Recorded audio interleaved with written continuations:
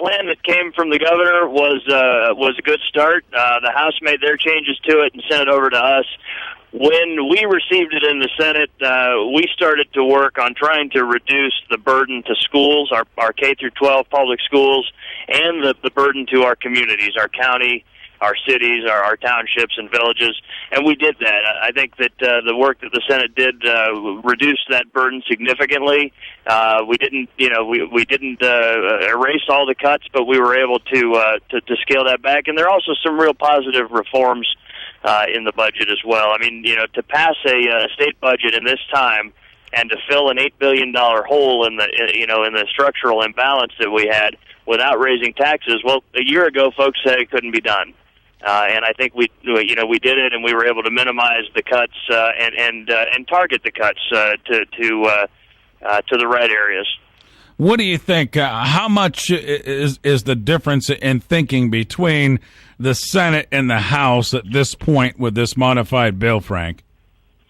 There's going to be a 3-week conference process or so, 2 or 3 weeks, where the differences between the House version and the Senate version are worked out.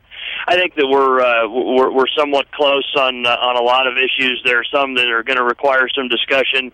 That's for the leaders of our chambers to work out. But I'm proud of the work that our Finance Committee has done to get this budget out to us today. Certainly, when you talk about cuts and stuff, everything looks at education, and there were some education cuts inside this bill. Talk about that, Frank. Well, there were cuts to K-12 at the beginning with the governor's proposal. We wanted to scale those back in the Senate. We also wanted to do something else innovative that I think is something that's never been done in Ohio, and we want to reward success.